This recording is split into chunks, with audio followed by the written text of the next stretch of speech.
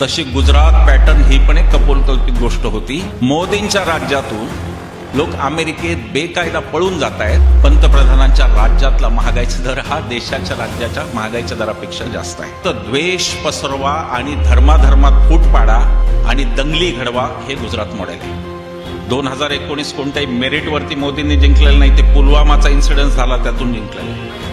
पंतप्रधान ज्या ज्या देशात जातात तिथे अदानी त्यांच्या सोबत तरी जातात, मागे तरी जातात, नाही तर पुढे तरी। यांच्या 10 वर्षात जर सगळ्यात जास्त कोण बर्बाद झाला तर तो शेतकरी बर्बाद झाला, तो यांना वटणीवर आणणार आहे। विकृत राजकारण देशात सुरू आहे। देशात गोडसे बाहेर गेले की मात्र मोदीजींना गोळवलकर आणि हेडगेवारांच्या पुतळ्यापुढे नाही, महात्मा गांधीच्याच पुतळ्यापुढे जावं लागतं। मी आजच्या भाषणाची सुरुवात गुजरात पॅटर्नने करणार आहे। मी आज येताना ठरवून आलो।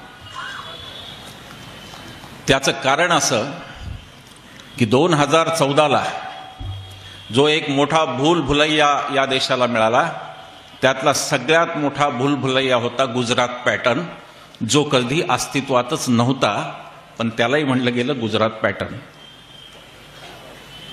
ज्या काही कपोलकल्पित गोष्टी असतात, तुम्ही स्वर्गात पोहोचलात की रंभा तुमचं स्वागत करणारे, उर्वशी तुमचं स्वागत करणारे, या जशा कपोलकल्पित गोष्टी आहेत, तशी गुजरात पॅटर्न ही पण एक कपोलकल्पित गोष्ट होती। हे आता पुरेसं सिद्ध झालंय। पण या देशाला संभ्रमित करण्यात आलं, या देशाला नसलेला एक पॅटर्न दाखवण्यात आला। 2014 साली मी चॅनलवर बऱ्यापैकी जायचो, असे मी सांगितलं तशी आमच्यावर तेव्हा बंदी आलेली नव्हती। अजून मोदीजी सत्तेत यायचे होते, ईश्वराचा 11वा अवतार, त्याचा अजून प्रताप देशाला कळायचा होता। 14 साली प्रत्येक प्रवक्त्याला भारतीय जनता पक्षाचा जो तिथे चर्चेला असायचा, त्यांना मी एकच प्रश्न विचारायचो की गुजरात पॅटर्न म्हणजे काय, त्याची 2 उदाहरणं तुम्ही आम्हाला देता का? आपण जेव्हा कोणता तरी पॅटर्न म्हणतो, हिवरे बाजार पॅटर्न म्हणजे काय, तर तिथे पोपटराव पवारांनी पाणी अडवलं, अमुक केलं तमुक केलं, 10 गोष्टी। कोणताही पॅटर्न असा नव्हता। यांचे प्रवक्ते सांगायचे की ती नदी शुद्ध झाली। नदी शुद्ध हा काही पॅटर्न नाही, परंतु त्या पॅटर्ननी सगळ्या देशाची फसवणूक केली। आणि वाईट गोष्ट अशी की सुशिक्षित माणसं यात जास्त फसली, हे अजून त्यातल्या त्यात वाटते। एक भूलभुलैया उभा राहिला आणि त्या गुजरात पॅटर्नचा आजच्या का कालच्या लोकसत्तात गिरीश कुबेरांचा लेख आहे का अग्रलेख आहे मला आठवत नाही, पण एक लेख आहे तो जरूर वाचा।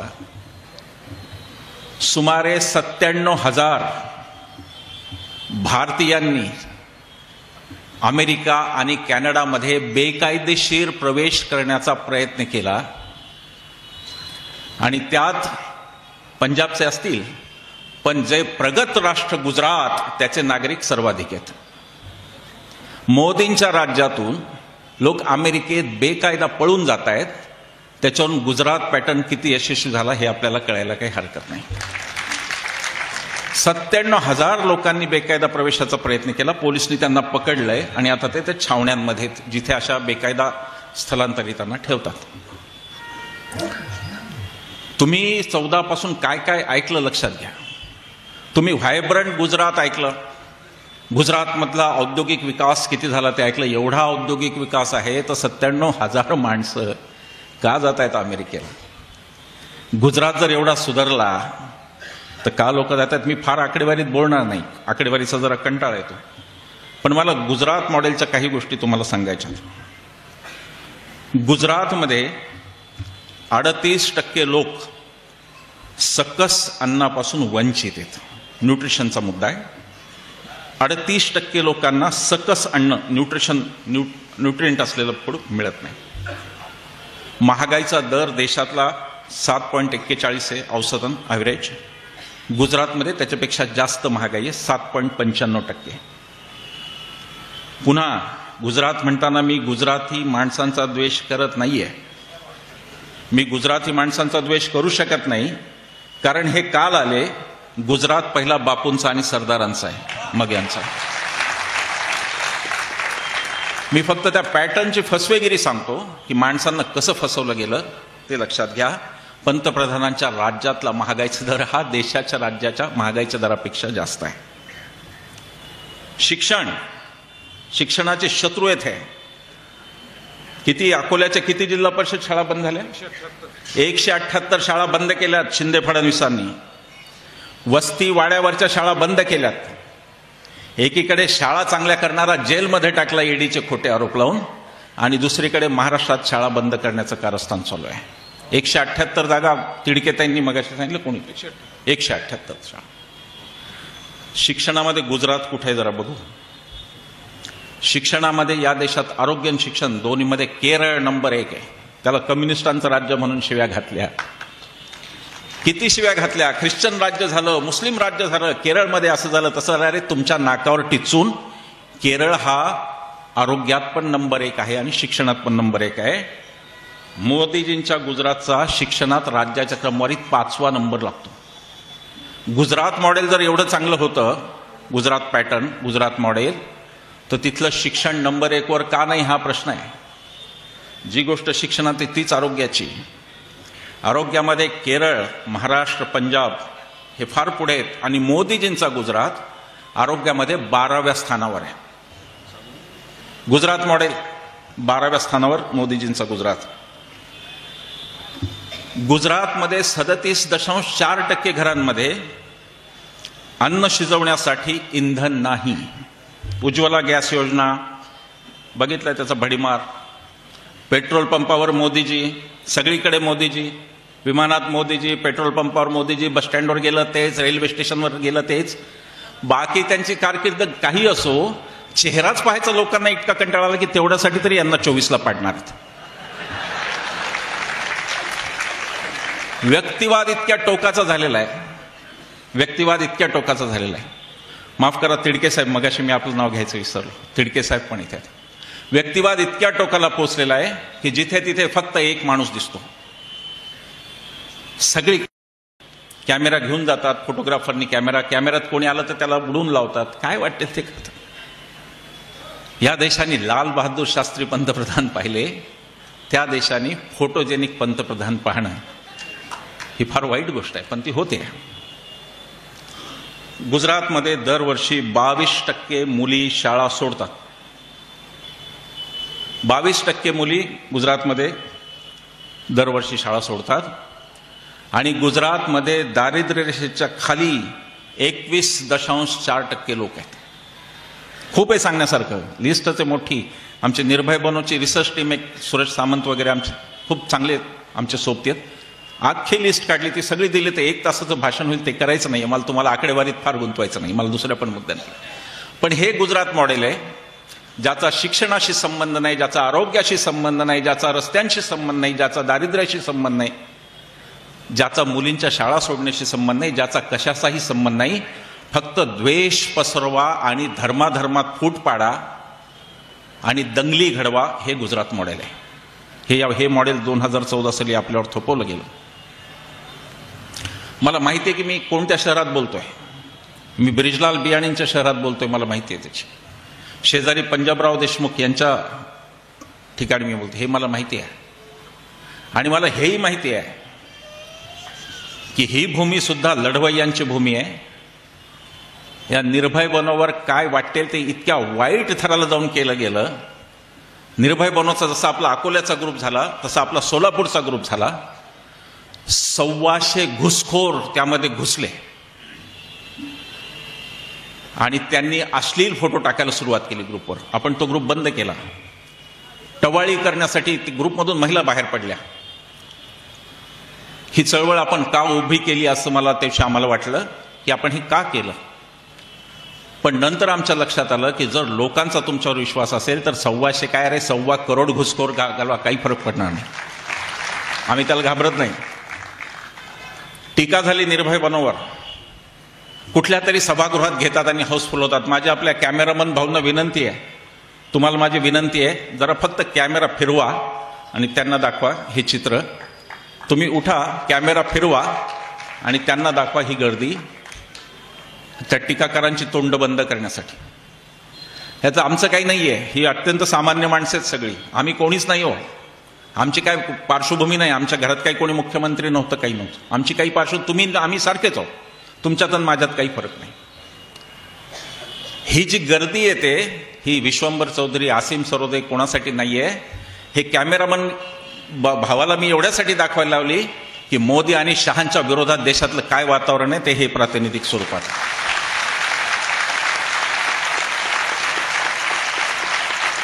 आम्ही काही भाषणातले कोणी मास्टर नाही, आम्ही काही भाषणातले कोणी दादा लोक नाही. तुम्ही आमच्या भाषणाला नाही, तुम्ही तुमचा रोष व्यक्त करण्यासाठी इथे आला आणि ती गर्दी म्हणजे ही गर्दी याची आम्हालाही जाणीव आहे. मी म्हणालो 2014 साली वेगवेगळे नॅरेटिव्ह आले. अच्छे दिन हा नॅरेटिव्ह त्यात होता. तिथपासून 10 वर्षाचा देशाचा प्रवास झाला. 2019 यांनी पुलवामावरती जिंकलेलं आहे. 2019 कोणत्याही मेरिटवरती मोदींनी जिंकलेलं नाही, ते पुलवामाचा इन्सिडेंट झाला त्यातून जिंकलेलं आहे. आणि हे मी म्हणायची गरज नाही, त्यांच्याच पक्षाचे राज्यपाल राहिलेले सत्यपाल मलिक यांनी तो यांच्या राष्ट्रवादाचा बुरखा फाडलेला आहे. राहुल गांधीला त्यांनी दिलेली मुलाखत राहुल गांधींना ते आपण जरूर बघा. पण वेगवेगळे नॅरेटिव्ह आणायचे. आता 10 वर्षानंतर काय नॅरेटिव्ह आहे? मोदी शिवाय हेच कोण, पर्याय काय? अरे पर्याय, वाईटाला पर्याय नसतो द्यायचा, वाईटाला काढायचं असतं. पर्याय चांगल्याला द्यायचा असतो, वाईटाला कुठे पर्याय द्यायचा असतो? वाईट आधी काढायचं असतं, आधी नारळ द्यायचा असतो वाईटाला, मग बघू आमचं काय होते. 140 कोटीचा देश आहे, त्याच्यात एकच माणूस लायक आहे पंतप्रधान व्हायला, बाकी सगळे गाढव होत आपण. एकच लायक. पर्याय काय? भारताचं पंतप्रधान पद एकही दिवस रिकामं राहिलं नव्हतं. मोदी जन्माला आले नव्हते तेव्हा पण. 140 कोटीच्या देशात जर एखादा पक्ष हे नॅरेटिव्ह रुजवत असेल की पर्याय काय, तर हा त्या राजकीय पक्षाचा उद्धटपणा आहे, दुसरं काही नाही. आम्ही आमचे पर्याय शोधू, रिकामा नाही राहिलं कधी. आता ह्या नॅरेटिव्ह शिवाय पर्याय नाही. मी सगळ्या सभांमधून निर्भय बनवच्या बोललो, ते पुन्हा एकदा बोलतो. मला प्रत्येक सभेत ते बोलायचं आहे. आणि मला जो अंडर करंट दिसतो, यांच्या विरोधातला शेतकऱ्यांचा जो रोष दिसतो, त्याच्यावरती मी येणार आहे. अकोल्यात मी बोलतोय, मला कापसावर पण बोललं पाहिजे. यांच्यावरचा जो रोष मला दिसतोय, त्याच्यातून मी पुन्हा त्याचा उच्चार करतो की 2024 साली मोदी आणि शहा निवडून येणार नाहीत.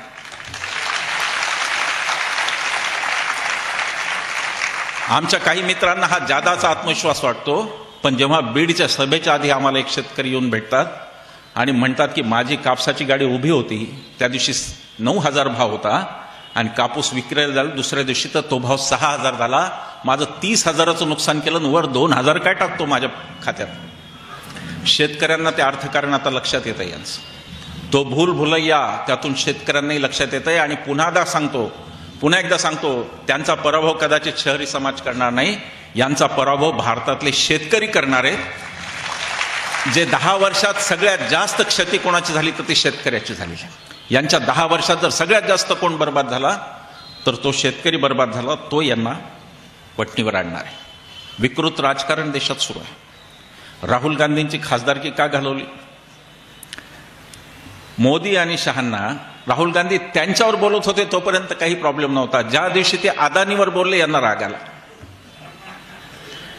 अदानीच्या 20,000 कोटीचा मुद्दा राहुल गांधी काढला, त्यांनी इतका राग आला की जुनी केस उकरून काढली. तो पिटिशनर झोपेतून उठवला. सुरत कोर्टाने बरोबर 2 वर्षाची शिक्षा दिली, कारण 2 वर्षापेक्षा कमी दिली असती तर खासदारकी गेली नसती.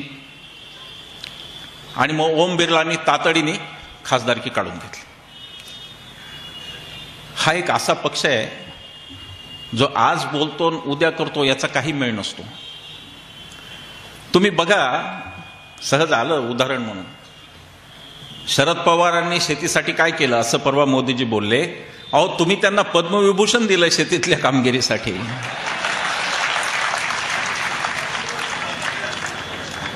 माझं तुम्हाला चॅलेंज आहे, सलग 3दा जर पंतप्रधान एकच गोष्ट एकसारखी बोलले तर मी त्यांच्या विरुद्धचा सगळा प्रचार सोडून देईल.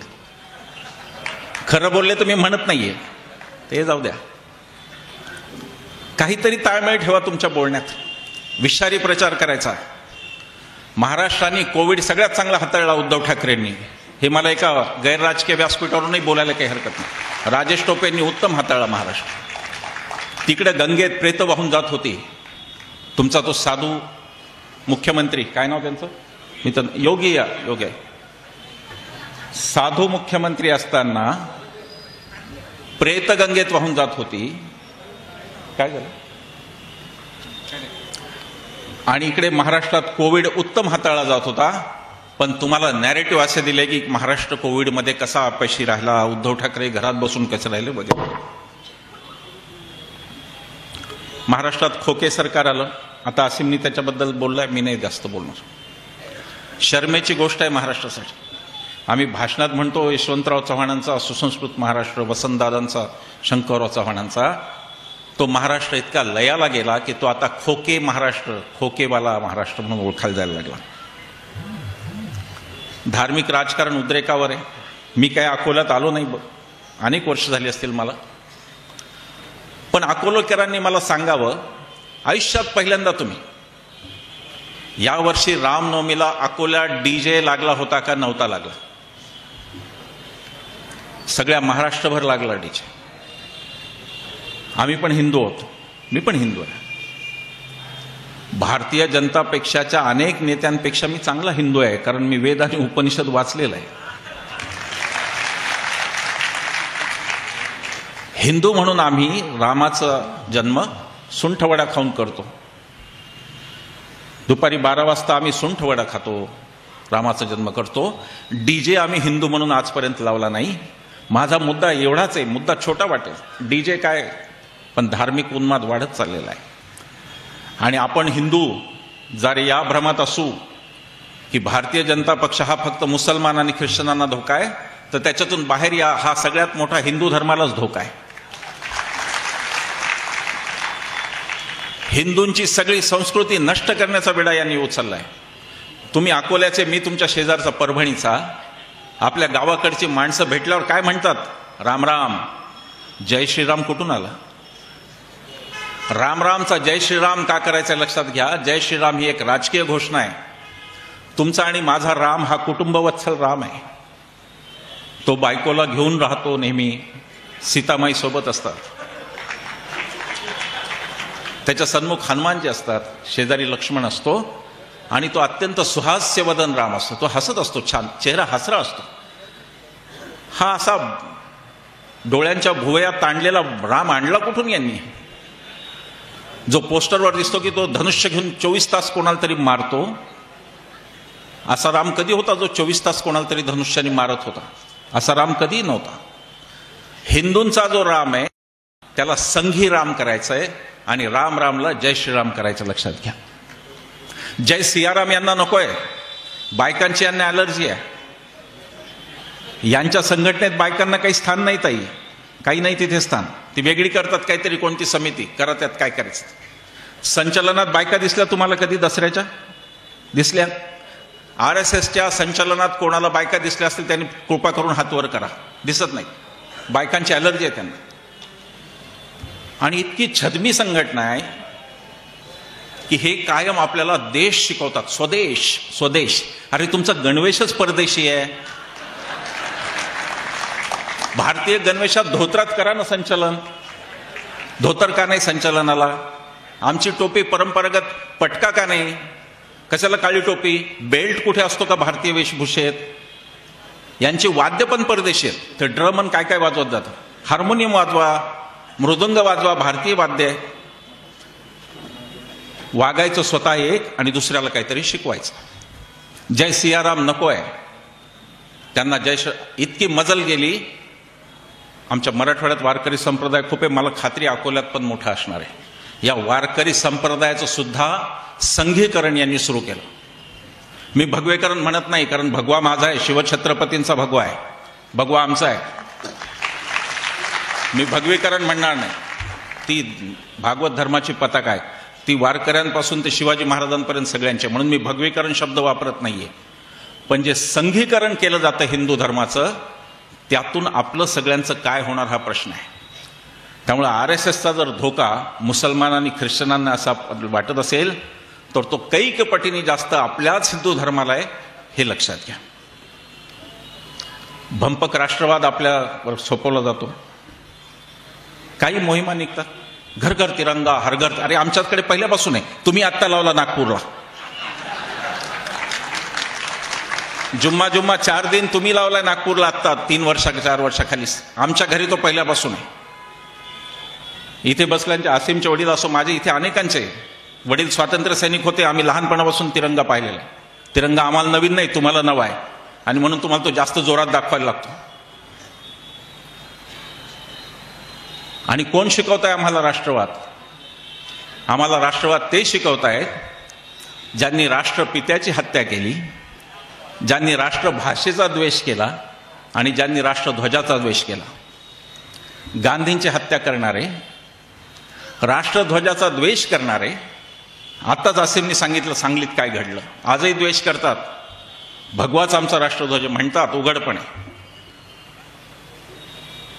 ते आपल्याला राष्ट्रवाद शिकवणार आहेत की हे राष्ट्र कसं असावं, तुम्ही काय असावं. तुमच्याकडून शिकण्यात की वाईट वेळ आमच्यावर आलेली नाही. असा राष्ट्रवाद तुमच्याकडून शिकण्याच्या आधी आम्ही मरून जाऊ, आत्महत्या करू एक वेळ, तुमच्याकडून शिकणार नाही. तुम्हाला काही एक अधिकार नाही. तुम्ही काल परवा झेंडा लावला, स्वातंत्र्य संग्रामात संघ कुठे होता? ढूंढते रह जाओगे. एक जोक आला होता मध्ये की पेट्रोल पंपावरचा मुलगा म्हणला पेट्रोल भरणाऱ्याला की साहेब त्याआधी संघाचं योगदान पाहू घ्या स्वातंत्र्यातलं. म्हणजे काय? 0, 0 पहा. व्हॉट्सअपवर फिरत होता, मी नाही तयार केलं.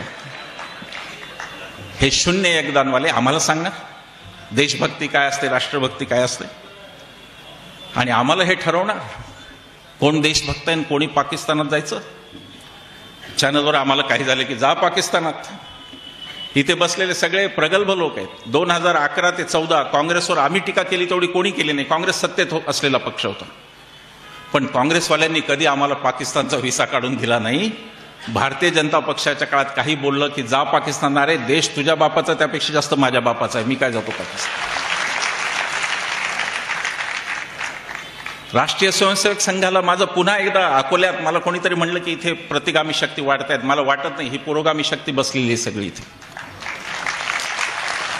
जर कोणी अकोल्यात असतील, मला त्यांना पुन्हा सांगायचं आहे, मला त्यांना पुन्हा विचारायचं आहे, फक्त 2 गोष्टी करून दाखवा, आम्ही सगळा तुमचा विरोध सोडू. 2च गोष्टी करा. कधीतरी नथुराम गोडसेचा निसंदिग्ध शब्दात निषेध करा, आणि दुसरं मनुस्मृती जाळून दाखवा, आम्ही तुमचा विरोध सोडू. हा देश कुठे चाललाय? कोणाला हे हिंदू राष्ट्र पाहिजे? हिंदू राष्ट्र किती टक्क्यांच्या मालकीचं असणार आहे आणि ते कोणाला आणि का पाहिजे याच्यावर मला गंमत वाटते. आज मी इथल्या महिला वर्गाला खरं नमस्कार करतो. इथे सगळ्यात जास्त महिला असलेली सभा आहे बरं का ही निर्भय बनवची. मला तुम्हाला सांगायला आनंद आहे. मी जशा या महिला पाहतो तशा मी हिंदू राष्ट्राचा पुरस्कार करणाऱ्या महिलाही पाहतो. मला त्या बहिणींना विचारावं वाटतं की का कोणती अवदसा आठवतीये तुम्हाला? कदाचित हिंदू राष्ट्र आलं तर पुन्हा सती जावं लागेल याचा तरी विचार केला का तुम्ही? कोणता विचार करून तुम्ही हिंदू राष्ट्र म्हणता जिथे तुम्हाला कोणतेही अधिकार नव्हते, जिथे तुम्हाला शूद्र गणलं जात होतं? कोणत्या हिंदू राष्ट्राबद्दल तुम्ही बोलता? ज्या हिंदू राष्ट्रात 97% प्रजा गुलाम होती ते हिंदू राष्ट्र तुम्हाला पाहिजे का? हा मुद्दा आहे. पण सांगितलं जातं एकीकडे हे हिंदू राष्ट्र शिवाजी महाराजांचं उदाहरण देतात. निवडून येताना आले होते, काहीतरी छत्रपतींचा आशीर्वाद स्लोगन होती. महाराजांचा आशीर्वाद होता तुम्हाला, आणि तुम्हाला महाराजांची एवढी चाड आहे तर मणिपूरमध्ये 2 महिलांची नग्न धिंड हजारोचा जमाव काढतो तेव्हा तुम्ही कुठे गेला होता? हजारोचा जमाव बलात्कार करतो 2 बायांवर आणि त्यांची धिंड काढतो. हे काय शिवाजी महाराजांच्या आदर्शावर चालणारं राज्य आहे का तुमचं?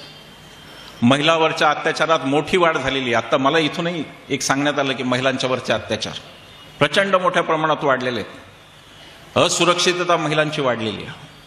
सगळ्या गोष्टी होत आहेत, पण त्याला राष्ट्रवादाचं आवरण द्यायचं आणि काहीतरी मोहिमा काढत राहायच्या. G20 20 राष्ट्रांची परिषद, ते आपण भिशी लावतो ना एकमेकांकडे, आज आम्ही तुमच्याकडे, उद्या तुम्ही आमच्याकडे, लावतो की नाही? भिशीच्या वर काही नाही त्यात.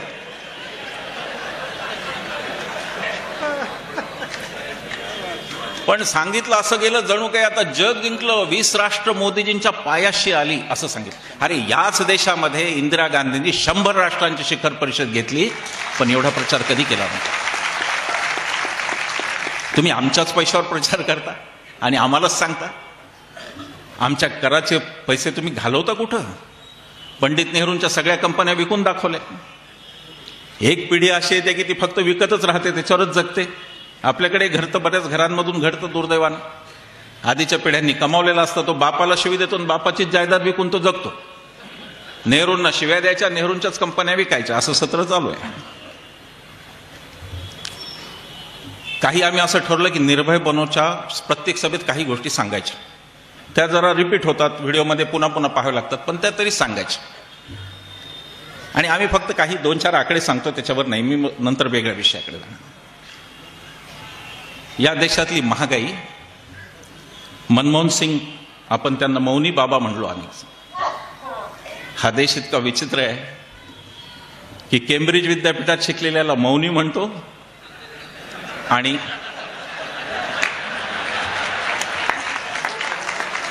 असो, पुढे काय मी बोलत नाही. मी नेहमी म्हणतो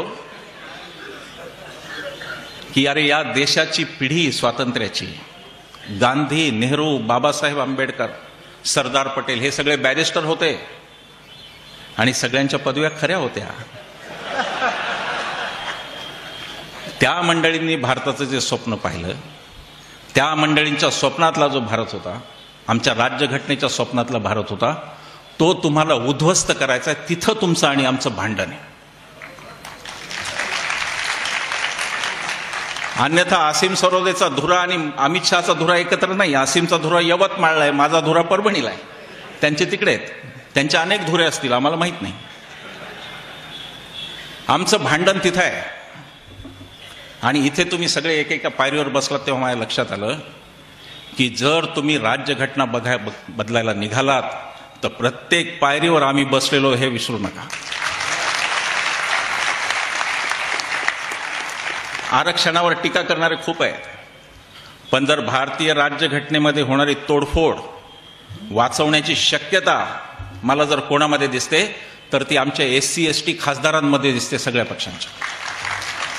या देशाची राज्यघटना जर मोडायला निघाले तर त्यांना त्या संख्येचा विचार करावा लागेल जो SC ST खासदारांचा नंबर आज संसदेत. आम्ही तुम्हाला घटना बदलू देणार नाही. प्रत्येक पायरीवर आम्ही उभे राहू. तुम्हाला आमचे खून करून पुढे जावं लागेल तर ती राज्यघटना तुम्हाला बदलते.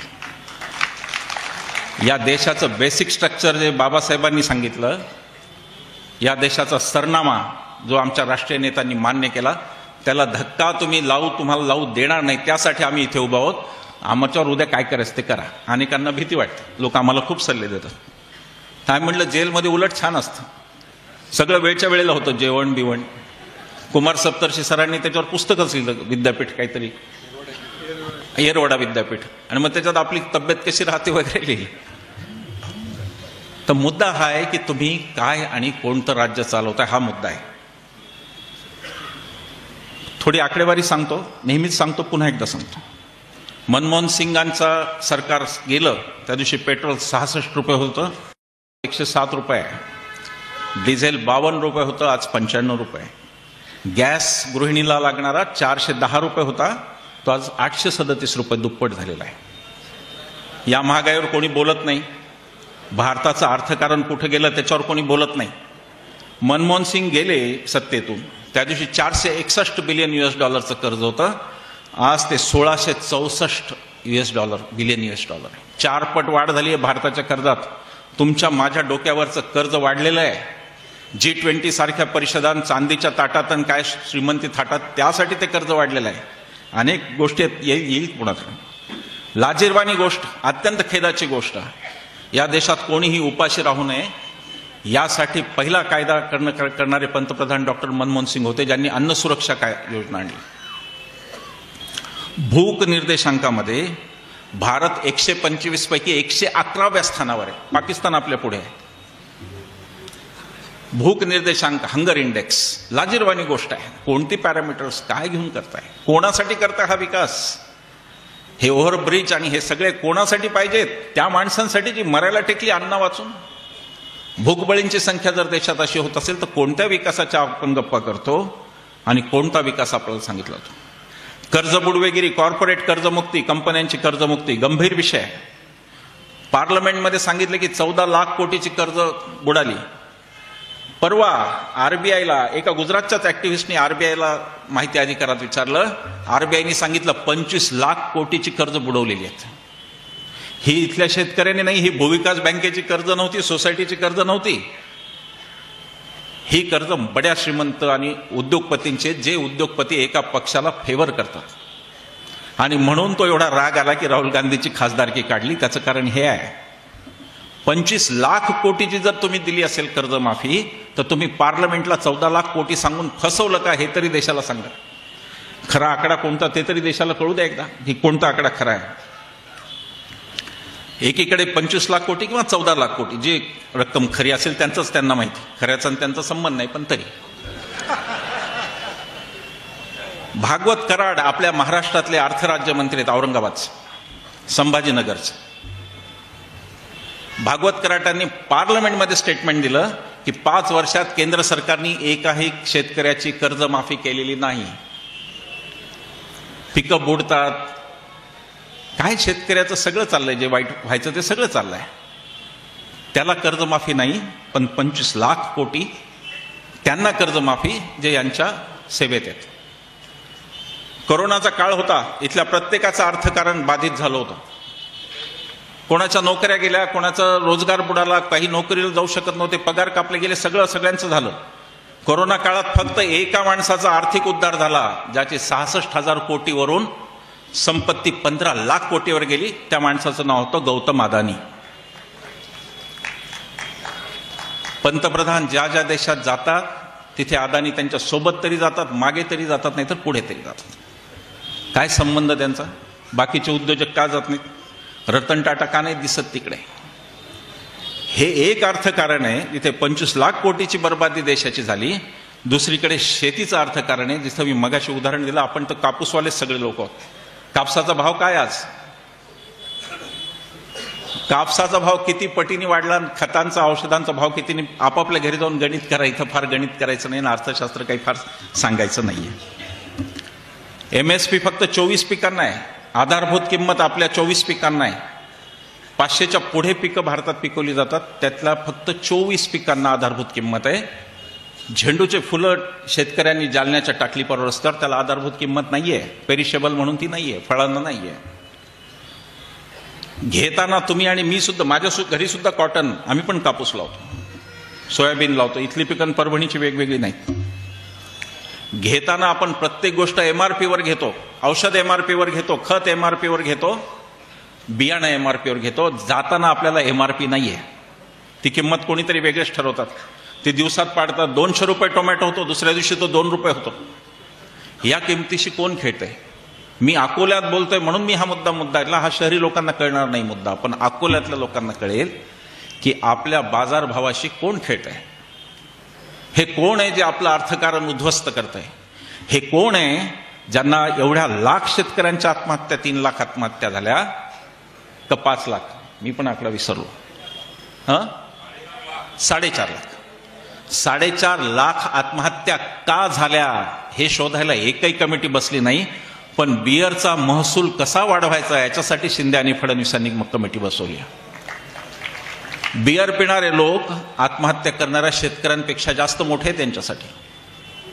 आणि म्हणून शेतीवर कमिटी नाही, त्याच्यावर आजपर्यंत संशोधन नाही. मी स्वतः अनेक वेळा पत्र लिहिली की हवामान बदलत चाललंय महाराष्ट्राचं.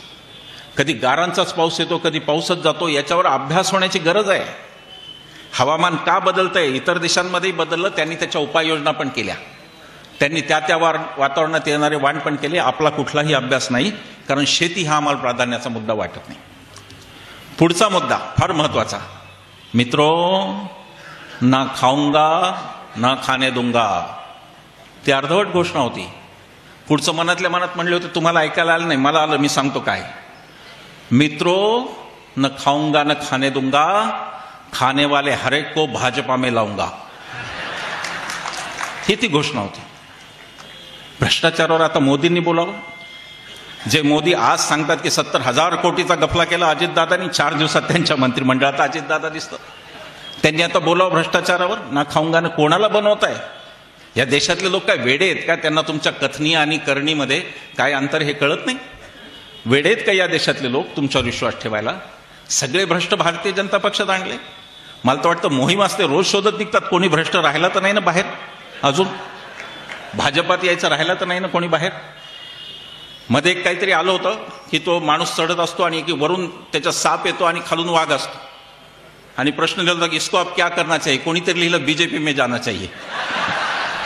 सुरक्षित आहे सगळं. मगाशी हर्षवर्धन पाटलांचं उदाहरण दिलं. महाराष्ट्रामध्ये 21च्या वर नेते असे आहेत ज्यांच्यावर ह्या ईडी म्हणजे एन्फोर्समेंट डिपार्टमेंट राहिलेलं नाही, भाजपाचं इलेक्शन डिपार्टमेंट आहे ते. ईडीनी केसेस केल्या, चौकशी चालू केली, पण ते भारतीय जनता पक्षात किंवा शिंदे गटात गेल्यावर त्या चौकशा बंद करण्यात आल्या. एका केसमध्ये ईडीच्या वकिलांनी सांगितलं की मला आठवत नाही काय केस आहे. कोर्टात सांगितलंय. कोणाची केस? परवा आसिम सरोदेंना माहिती असं. कोर्टात सांगितलं की ती केस आता आम्हाला आठवत नाहीये जरा. मला वाटतं हसन मुश्रीफांची का कोणाची. भ्रष्टाचाराने देशातल्या उच्चांक गाठलेला आहे. त्याचं आता स्वरूप तलाठ्यांनी खाल्ले, तहसीलदारांनी ते नाही राहिलं. कॉर्पोरेट भ्रष्टाचार होतो, डायरेक्ट कंपन्यांचाच कडून भ्रष्टाचार होतो. आता काय तुमच्याकडे चिरीमिरी मागायची गरज नाही. तुमच्या खात्यात 2,000 टाकायचे आणि तिकडे 2 लाख करोड उडवून टाकायचे, असं साधं गणित आहे.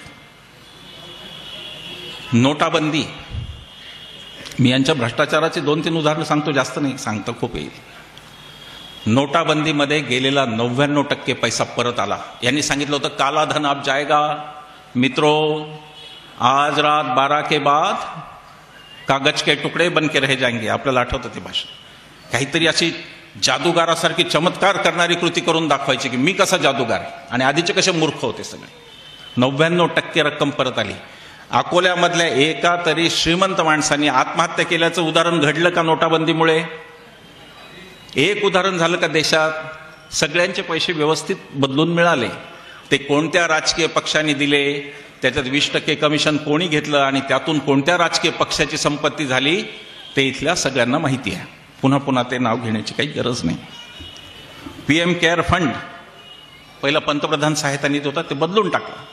PM केअर फंड आता माहिती अधिकारात नाही, तुम्ही माहिती विचारू शकत नाहीत. सरकारी कंपन्यांनी या फंडाला 2,913 कोटीच्या देणग्या दिल्या. म्हणजे कंपन्या विकायच्या, सरकारी कंपन्या इकडूनही ओरबाडायच्या, आणि हे पैसा हा जातो कुठं हा प्रश्न आहे. टॅक्स पण गोळा होतो प्रचंड. त्याचं अभिमानाने सांगता, अरे मग एवढा पैसा गोळा होता तो जातोय कुठे? का फक्त ब्रिज होत आहेत त्याच्यातून, बाकी काही होत नाही? इलेक्टोरल बॉन्ड्स, असीम बोलला, मी नाही बोलणार, फक्त आकडा सांगतो. इलेक्टोरल बॉन्ड्समधून भारतीय जनता पक्षाला 5,270 कोटी रुपये मिळालेले आहेत. इलेक्टोरल बॉन्ड म्हणजे कंपन्या आणि सरकार यांचं अंडरस्टँडिंग आहे, नाव जाहीर करायचं नाही. बेशर्मीची हद्द तर तेव्हा झाली जेव्हा सुप्रीम कोर्टमध्ये केंद्राने ॲफिडेव्हिट दिलं, प्रतिज्ञापत्र दिलं की उमेदवार पैसा कुठून आणतो निवडणूक लढणारा हे जाणण्याचा मतदाराला अधिकार नाही. तुमच्या अधिकारावर डायरेक्ट आक्रमण आहे. तुमचा उमेदवार कुठून पैसे आणतो हे जाणण्याचा तुम्हाला अधिकार नाही. मग मी म्हणतो आपण पण इन्कम टॅक्स भरताना म्हणायचं की आमचा पैसा आमचा आहे, तुम्हाला ते जाणण्याचाच अधिकार नाही आम्ही कुठून आणतो. या देशात काय चाललं हे लक्षात घ्या. निर्भय बनोचं उद्दिष्ट काय हे लक्षात घ्या की जी दिवसा ढवळ्या लूट चालली, दिवसा ढवळ्या हुकुमशाही, दिवसा ढवळ्या अनाचार, त्या अनाचाराला लोकांच्याकडून वाचा फोडणं. इलेक्ट्रोल बॉन्डचा शेवटचा मुद्दा असा आहे की एकट्या भारतीय जनता पक्षाला 57% मिळाला निधी, आणि उर्वरित जे काय हजारो पक्ष आहेत त्यांना 43% मिळालेला आहे. त्याच्यावरून तुम्ही लक्षात घ्या इलेक्ट्रोल बॉन्ड्स काय. यंत्रणांचा गैरवापर महत्वाचा मुद्दा आहे. वेळ आहे ना अजून थोडा. गैरवापर, ईडी, तुमच्या शेजारी अनिल देशमुख गृहमंत्री होते महाराष्ट्राचे, त्यांच्यावर ईडीने त्यांना अटक केली होती. दावा कितीचा होता ईडीचा? 100 कोटी रुपये ईडीचा दावा होता. अनिल देशमुखांनी 100 कोटींची रक्कम मागितली असा दावा होता. हायकोर्टमध्ये याच सरकारने अफिडेव्हिट दिलं की ती रक्कम 1.71 कोटी होती. 12 महिने जेलमध्ये ठेवता माणसाला आणि नंतर कोर्टाला सांगता की नाही 100 कोटीचा नव्हता, 1.71 CRचा होता. हायकोर्ट त्याच्यावर म्हणले की ठीक आहे, 1 रुपयाचा भ्रष्टाचार पण भ्रष्टाचार, याचा एक तरी पुरावा द्या असं हायकोर्टने सांगितलं. यांच्याकडे एकही पुरावा नव्हता. त्यांना हायकोर्टातून बेल मिळाली. पुढे ते सुप्रीम कोर्टात मॅटर गेलं. सुप्रीम कोर्टनी त्यांना विचारलं की एक पुरावा द्या, आणि सुप्रीम कोर्टनी यांच्याकडे पुरावा नाही म्हटल्यानंतर ती बेल देऊन टाकली. 12-12, 14-14 महिने तुम्ही भवितव्य बर्बाद करता माणसांचं जेलमध्ये टाकून, खोटेपणा करून. कोर्टासमोर सांगता की आमचाच आरोप खोटा होता. कोणत्या प्रकारचं हे राज्य चाललंय. त्या ईडीला आम्ही खरं 9 ऑगस्टला आम्ही मागच्या आंदोलनाची नोटीस दिली होती, आणि आम्ही ईडीच्या कार्यालयासमोर अशा सगळ्या नेत्यांचे फोटो घेऊन जाणार होतो ज्यांना ईडीनी भाजपात गेल्यावर सोडलं. आणि आम्ही ईडीला म्हणणार होतो, ईडी आप भी निर्भय बनो, सबके ऊपर कारवाई करो, असं आम्ही म्हणणार होतो. उत्पल आमचा अर्ज घेऊन गेल्यानंतर अर्ध्या तासात पोलिसांचा रिप्लाय आला की परवानगी देता येत नाही, कारण नवे दक्षिण मुंबईत 144 कलम लावलाय. म्हणजे ईडीचा प्रोटेस्ट करण्याचा अधिकार पण आम्हाला नाही, तिथे पोलीस आम्हाला अडवणार. ही आमची यंत्रणा आहे.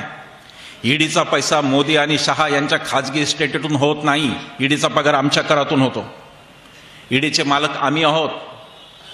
ईडीचा पगार आम्ही करतो, आणि म्हणून ईडी काय करतंय हे जाणून घेण्याचा आम्हाला अधिकार आहे. पण तो अधिकार सुद्धा आपल्यापासून काढून घेतलेला आहे. ईडी ही आज भारतीय जनता पक्षाची शाखा इलेक्शन डिपार्टमेंट म्हणून काम करते. ईडीच्या अधिकाऱ्यांनी इतका जमीर कसा काय सोडला याचं आश्चर्य वाटतं की ते स्वतःला भारत सरकारचे नाही, 2च व्यक्तीचे नोकर समजतात. हे त्यांचं अवमूल्य नाही, आणि बहुतेक यंत्रणांचा अस्तेच झालाय. बंगालमध्ये, पश्चिम बंगालमध्ये पंतप्रधान प्रचाराला गेले आणि ते म्हणाले बजरंग बलीचं नाव घ्या आणि नंतर मत द्या. याच कारणासाठी बाळासाहेब ठाकरेंची मतदानाचा अधिकार सुद्धा निवडणूक आयोगाने 6 वर्षासाठी काढून घेतला होता. निवडणूक आयोगाची हिंमत झाली नाही पंतप्रधानांना विचारायची की तुम्ही हे काय बोलताय. निवडणूक आयोग हा कोणाच्या चाकरी करतो हे कळायला मार्ग नाही. कोणाच्या फेवरमध्ये निर्णय दिले, काय दिले जातात. असीमनी महाराष्ट्राचं सांगितलं, मी त्यात आता जात नाही. इतकं झालंय, यंत्रणा तर सुटल्या नाही, सर्वोच्च न्यायालय सुटलं नाही. रंजन गोगोई निवृत्त होतात आणि लगेच भारतीय जनता पक्षाचे खासदार पण होतात. आता तर लोकसभेत ते ज्ञान पण देत आहेत, राज्यसभेत कोणता कायदा कसा चांगला आहे वगैरे. असं या देशात झालं नव्हतं. या देशात औचित्य सांभाळलं होतं. असं मी म्हणत नाही की या देशात भ्रष्टाचार नव्हता, तो होता. पण एवढा मोकाटपणा या देशात कधीही नव्हता. म्हणून ते लोकशाहीवरचं अतिक्रमण आहे, आणि म्हणून आपल्याला इथे ही सभा घ्यावी लागते. अन्यथा आम्हाला काही इथे येण्याचं कारण नव्हतं, फिरण्याचं कारण नव्हतं. खूप त्रास होतो. आता काल आम्ही रात्रभर प्रवास करून बसमध्ये आलो. तुम्हाला त्रास, यांना त्रास, यांना पण हे सगळं करणं, सगळ्यांनाच त्रास आहे आपल्याला. पण हा त्रास आपण सगळे का सहन करतोय, त्याचं कारण ही आपल्या वाडवडिलांनी आणलेली लोकशाही आपण या लोकांच्या हाताने नष्ट होऊ देणार नाही, त्यासाठी आपण इथं. आता राजस्थानात ईडीची गोची झाली. ईडीच्या अधिकाऱ्यालाच 15 लाख घेताना पकडलं. हे 15 लाखाचं काय गणित आहे माहित नाही बाबा. फार आकडा फेमस आहे. आपल्या सगळ्यांच्या खात्यात नाही का 15-15 लाख आले. किती मोठी पार्टी केली आपण सगळ्यांनी अकोल्यात, 15 लाख आले ना. या ईडीच्या अधिकाऱ्यांना परवा राजस्थान एसीबीने 15 लाख घेताना यांनाच पकडलं. ईडीची जी इमेज ती काय आता त्याच्यावरून तुम्ही बघा. व्यक्ती स्वातंत्र्यावर हल्ले होत आहेत, गंभीर बाब आहे. संजीव भट पोलीस ऑफिसर IPS कोणतंही कारण नसताना आज पण जेलमध्ये आहेत. काय कारण होतं संजीव भटच्या अटकेचं? IPS अधिकाऱ्याची अटक का झाली? खरं बोलतो म्हणून झाली. अखलाक मारला गेला. रोहित वेमुलाला आत्महत्या करावी लागली. 100 घटना सांगेन मी व्यक्ती स्वातंत्र्यावरच्या. माध्यमांवर हल्ले झाले. माध्यमांचे मालकच विकले गेले. आता ते असं अमुक निखिल वागळेंना काढा वगैरे असं काही करत नाहीत. ते चॅनलच विकत घ्यायला होतात अदानीला. प्रश्नच संपला तुमचा. आसिमनी यादी वाचली, पुन्हा त्यात जात नाही. पण माध्यमं कुठे आहेत? मला अभिमान वाटतो. अकोला, परभणी, नांदेड या गावांमधले पत्रकार, त्यांचा जमीर अजून शिल्लक आहे, परंतु दिल्लीत बसलेल्या पत्रकारांचा जमीर विकला गेलेला आहे. त्यांचे मालकच विकले गेले. हे रिपोर्टिंग करतील, काहीतरी करतील. तिकडे आता बातम्याच दाखवल्या जात नाहीत. इथपर्यंत आता व्यक्तिवादाने कळस गाठलाय. परवा रवीश कुमारनी संशोधन केलं. चांद्रयान भारताचं गेलं होतं. त्याच्यात मोदीजींचं जसं काही सगळे सायंटिस्टच ते होते मेन, अशा पद्धतीचं वातावरण. तयार करणं चालू होतं. रवीश कुमारने ॲनालिसिस केलं आणि त्यांनी सांगितलं की चांद्रयान जसं उडालं तसं इस्रोचे संचालक जे होते मोदीजी इतके दयाळू, इतके कृपावंत होऊन मोदीजींनी त्यांना 23 सेकंद आणि 32 शब्द बोलू दिले. अजून काय देशात लोकशाही पाहिजे तुम्हाला? मोदीजींनी दयाळूपणे इस्रोच्या संचालकाला 23 सेकंद बोलू दिला. अहो, अजून काय लोकशाही मागता तुम्ही? लगेच साहेब दुसऱ्या पार्टमध्ये हजर. जाहिरातींवर खर्च या सरकारचा किती झाला माहिती अधिकारात आलेला नव्हे. लोकसभेत अनुराग ठाकूर यांनी सांगितलेलं, मंत्र्यांनी सांगितलेली ऑफिशियल फिगर जाहिरातीवर या सरकारने 6,491 कोटी रुपयाचा खर्च केला आहे. या रकमेत कदाचित एक योजना देशात उत्तम झालेली असती, एवढा केला. मोदीजी सगळीकडे येतात, प्रत्येक ठिकाणी दिसतात, एकाच ठिकाणी दिसत नाहीत. कुठे सांगा बरं? पत्रकार परिषदेत. पत्रकार परिषद न घेणारा देशाचा एकमेव पंतप्रधान अशी त्यांची नोंद आता इतिहासात झालेली आहे. 10 वर्षात पत्रकार परिषद नाही, कारण प्रश्न विचारले जातात त्याला ते घाबरतात. आणि म्हणून निर्भय बनवमधून आपल्याला हेच करायचं आहे की आपल्याला सतत या सरकारला आपल्याला प्रश्न विचारायचे. नेहरूंच्या कंपन्या विकल्या त्याच्याबद्दल मी बोललो, पण शेवटचा मुद्दा माझा खूप गंभीर आहे आणि तो थोडासा लांबणार आहे. 10 मिनिटाचा वेळ मला अजून द्या.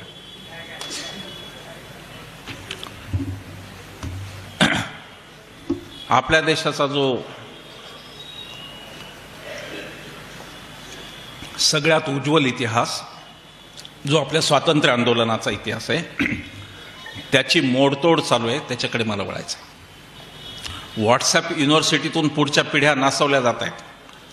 या देशाचा जो उज्ज्वल इतिहास स्वातंत्र्य लढ्याचा, त्यातल्या राष्ट्रीय नेत्यांची बदनामी केली जाते, त्याच्याकडे मला यायचं आहे. तुम्हाला बाबासाहेबांची जयंती असते 14 एप्रिलला. 12 एप्रिलला तुम्हाला मेसेज येतो व्हॉट्सॲपवर की बाबासाहेबांनी एकट्याने काय केलं, 7300 लोक अमुक होते, 396 काय होतं. नेहरूंच्या जयंतीच्या वेळेला तर काय काय तर विचारूच नका, तुम्हाला ते सगळं माहिती आहे. तेच गांधीजींच्या बाबतीत. इकडे गांधीजी प्रातस्मरणीय आहेत राष्ट्रीय स्वयंसेवक संघाला, तिकडे गोडसे पण अंधारातून प्रातस्मरणीय आहे. देशात गोडसे बाहेर गेले की मात्र मोदीजींना गोळवलकर आणि हेडगेवारांच्या पुतळ्यापुढे नाही, महात्मा गांधीच्याच पुतळ्यापुढे जावं लागतं. जोपर्यंत देशात गोडसे गोडसे करू द्या आपण, जोपर्यंत बाहेर जाऊन पुन्हा गांधीजींच्याच पाया पडावं लागणार आहे, तोपर्यंत या देशाला काय धोका नाही. जग जाणतं हा देश कोणाचा आहे. युरोपमध्ये आपल्यापैकी बरेच जण गेले असतील. इंडिया इंडिया इंडिया म्हणलं की गांधी म्हणतात, गोळवलकर नाहीत म्हणत. तो इतिहास यांना उद्ध्वस्त करायचा, कारण त्या इतिहासाचे हे कधी साक्षीदारच नव्हते. आणि ज्यात आम्ही नव्हतो ते आम्ही टिकू देणार नाही, हा यांचा बाण आहे. मग ते भले संसद भवन पासून बघा. संसद भवन पण जुनं नाही, ते काढून टाकायचं, नवन बांधायचं आम्हाला. पुढच्या सगळ्या गोष्टी आपल्या नावावर लावायच्या, 7-12च बदलायचा देशाचा. ही धडपड आहे सगळी. किती गोष्टी येतात तुम्हाला. नेहरू आणि पटेल आणि गांधी, खरं म्हणजे सरदार पटेल पंतप्रधान होणं याच्या इतकी दुसरी थापच नाही.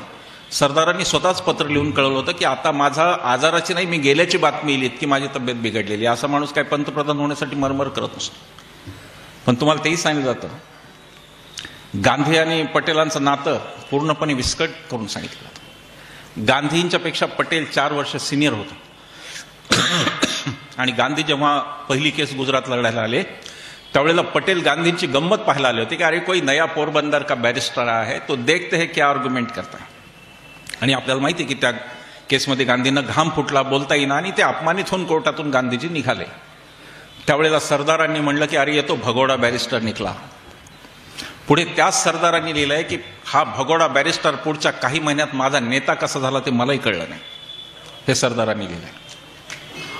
एका पत्रात नेहरू लिहितात सुभाषचंद्र बोसांना की तुम्ही फार उतावळे आहात. तुम्हाला आणि मला बघायला लोक येतात, आपल्या भाषणाला येतात, लोक आपल्या भाषणाची तारीफ करतात, आपल्याला जोरजोरात टाळ्या वाजवतात, पण जाताना मात्र गांधीजी की जय म्हणतात. या नेत्यांना ते भान होतं. ते नातेसंबंध यांनी जसे मोदींचे तसे काहीतरी गांधी आणि पटेलांचे नातेसंबंध हे दाखवतात. केवढी काळजी आहे त्यांना.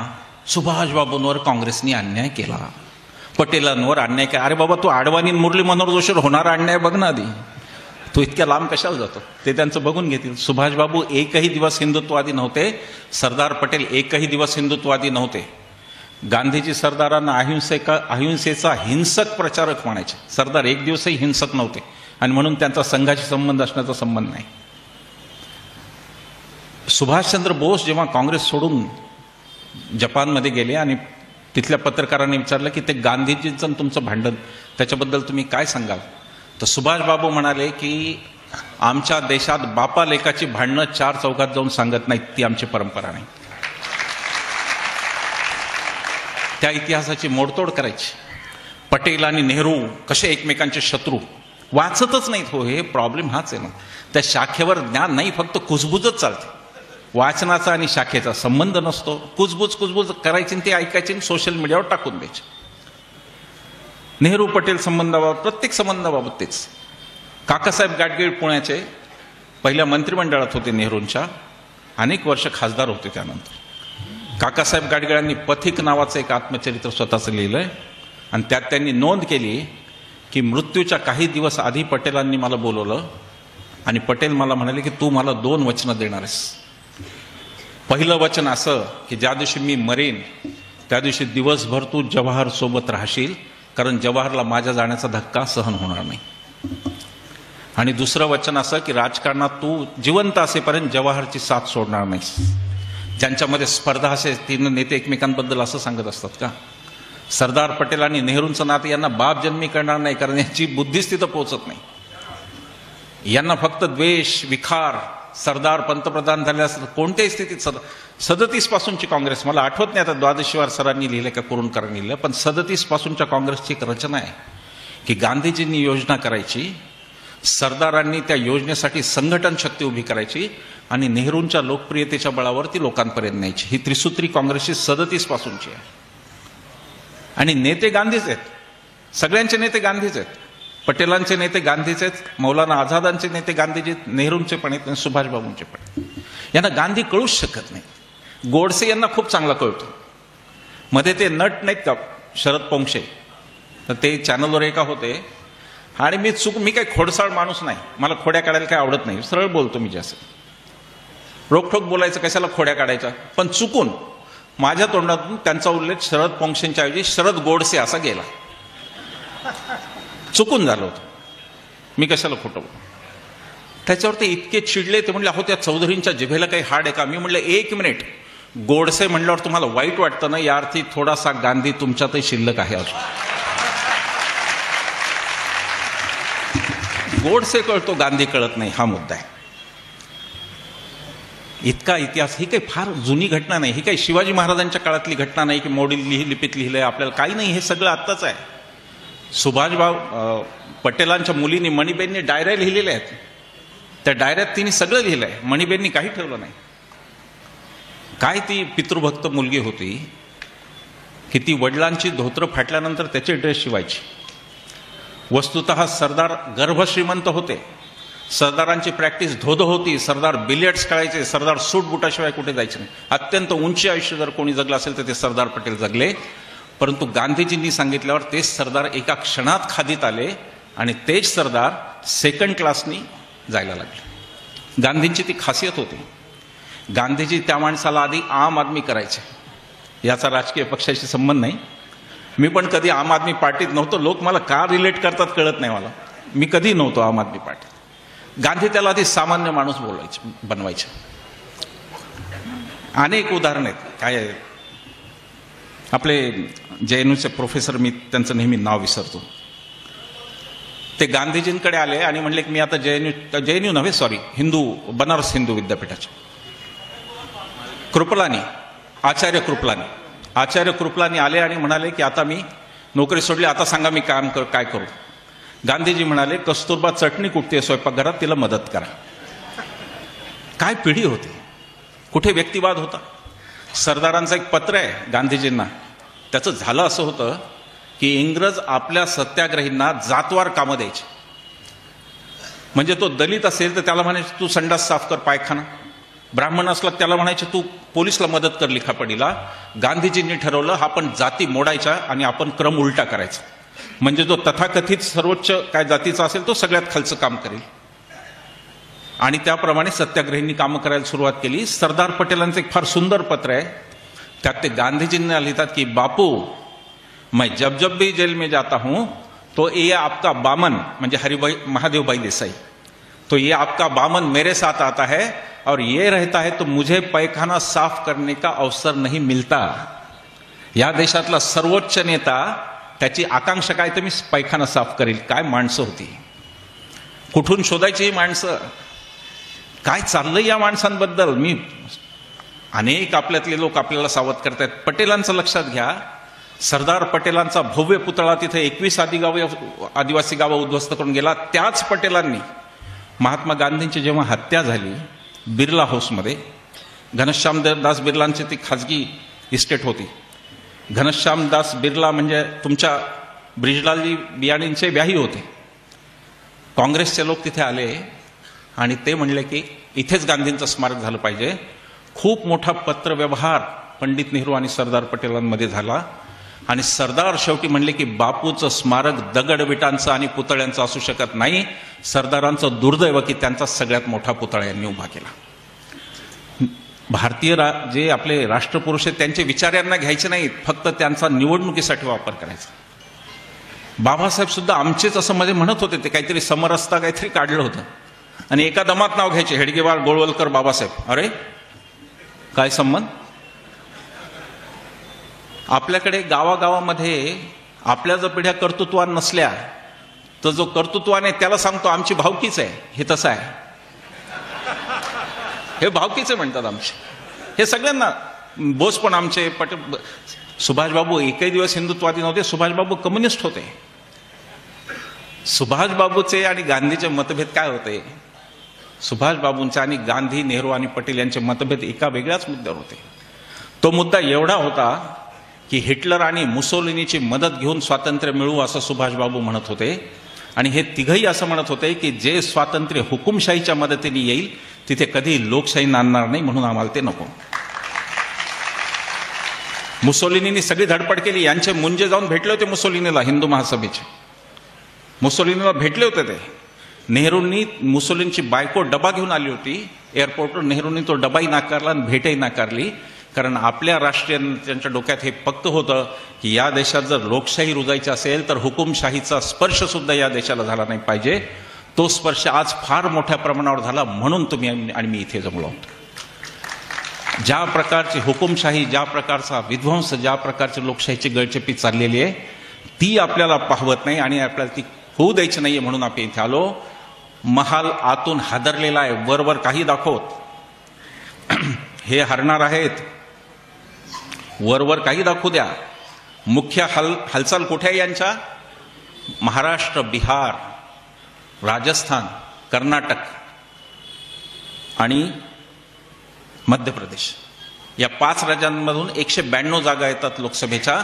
मागच्या वेळेला त्यातल्या 181 यांना मिळाल्या होत्या. आता हे 5ही किल्ले उद्ध्वस्त झालेले आहेत आणि हुकुमशहाच्या सोबत उत्तर प्रदेश आणि गुजरात सोडले तर कोणताही प्रदेश आज नाही. म्हणून वेगवेगळे नॅरेटिव्ह येतील, वेगवेगळं सांगितलं जाईल, हिंदू राष्ट्र करायचं हे सांगितलं जाईल, अमुक होणार आहे, अच्छे दिन येणार आहे, तमुक होणार आहे, घटना घडवल्या जातील. मी काही जास्त बोलत नाही, ते सत्यपाल मलिक बोलले, मी काही बोलत नाही जास्त. घटना घडवल्या जातील, आपल्याला सजग राहायचं आहे. 2024ला मतदान केंद्रावर जाताना तुम्ही आमका उमेदवार का तमका याला मत देणार नाहीये, तुम्ही राज्यघटना की मनुस्मृती याला मत देणार आहात. 2024ची निवडणूक ऐतिहासिक आहे. या देशाचा रस्ता कुठे जाणार हे बाबासाहेबांच्या, गांधीजींच्या, नेहरू, पटेलांच्या स्वप्नातलं सर्वसमावेशक राष्ट्र राहणार का हे सगळ्यांचं दमन करणारं हिंदू राष्ट्र होणार, हा प्रश्न असणार आहे. आणि म्हणून आपण, तुमची माझी एक भूमिका आहे, राजकीय कार्यकर्ते त्यांच्या भूमिका करतील, नेते करतील, पण आपली स्वतःची एक भूमिका आहे. ती भूमिका सांगण्यासाठी आपण इथं आहोत. आणि राष्ट्रकवी दिनकर यांच्या 4 ओळींनी हे भाषण संपवतो. त्यांनी सांगितलं की समर शेष है, युद्ध अजून बाकी आहे. समर शेष है, नहीं पाप का भागी केवल व्याध, जो बाण मारतो तो फक्त दोष नाहीये, समर शेष है, नहीं पाप का भागी केवल व्याध, जो चुप रहेगा समय लिखेगा उसका भी इतिहास। धन्यवाद।